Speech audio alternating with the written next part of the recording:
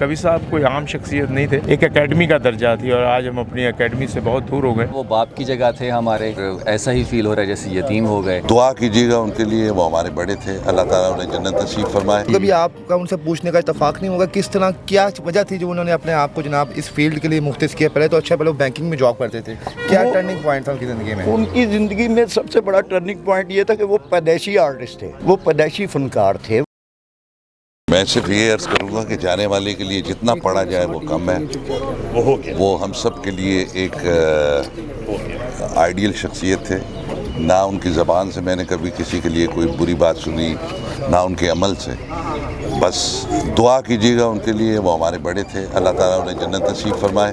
دعا کیجیے گا۔ Thank you, بہت شکریہ آپ کا۔ جی سر، ملک کا قیمتی اثاثے سے ہم لوگ محروم ہو گئے ہیں، تو آپ کبھی صاحب کے جانے کے بعد کیا اپنے جذبات کا اظہار؟ سر کبھی صاحب یہ تو سورج ہم سمجھتے ہیں کہ ہم اپنے باپ سے محروم ہو گئے۔ کبھی صاحب کوئی عام شخصیت نہیں تھے، ایک اکیڈمی کا درجہ تھی اور آج ہم اپنی اکیڈمی سے بہت دور ہو گئے۔ میں نے ان کے ساتھ بہت ٹور کیے باہر بھی، اور میں ہمیشہ ان کا روم میٹ رہا ہوں، اور جیسے جتنے بڑے فنکار سے اس سے بڑے زیادہ انسان ایز اے آؤٹ کلاس۔ کبھی انہوں نے کبھی اونچا نہیں بولے، کبھی یہ پیار محبت شفقت سے اللہ تعالیٰ ان کے درجات بلند کرے۔ اور میں ان کے لیے ایک ریکویسٹ تمام جتنے بھی لسنر چاہنے والے ہیں، ایک دفعہ عالم شریف اور 3 دفعہ قل ہو اللہ احد پڑھ کر ان کے لیے مغفرت کی ضرور کیجیے گا۔ نواز صاحب ایک کویسچن ہو رہا ہے کہ سر آپ نے اداکاری بھی کی، ان کے ساتھ ٹائم بھی گزارا۔ سر پردے پہ تو بڑے وہ بار آف ڈائلاگ مارتے تھے کہ اگلا بندہ ڈر جاتا تھا، لیکن اسکرین کے اوپر آف اسکرین جب آپ تھے کیسے ان کے معاملات تھے سر، کس طرح؟ ارے سر میں کہتا رہا ہوں کہ جیسے باپ ہوتا ہے نا، تو باپ سمجھا ہی سکتا ہے اولاد کو۔ کبھی انہوں نے یہ نہیں کہا اگر آپ نے سین غلط بھی کر دیا،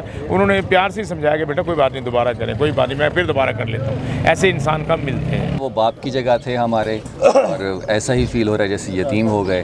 اب آپ سے بھی یہی ریکویسٹ ہے، جب ان کو دیکھیں ٹی وی پہ یا جب وہ یاد آئیں تو ان کے لیے دعا کیجیے گا، یہی ہم کر سکتے ہیں۔ کیا زیادہ عرض کریں گے، انا للہ و انا الیہ راجعون۔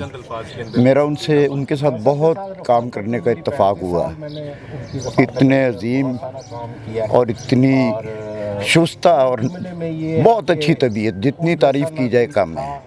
لیکن ایک بات میں نے ان سے سیکھی، ٹائم کی پنکچویلٹی آف ٹائم ان میں کمال تھی۔ کیا عرض کریں گے، بس میری یہ دعا ہے کہ اللہ تعالیٰ انہیں جنت الفردوس میں اعلیٰ مقام عطا فرمائیں، اور ہمیں بھی صبر کی توفیق عطا فرمائیں، کیونکہ ان کے بغیر ہم ادھورے ہیں۔ وہ فن کی ایک یونیورسٹی تھے۔ میں تو ان سے اتنا میں نے سیکھا، اسپیشلی جو تلفظ ہے وہ کبھی صاحب سے میں نے سیکھا۔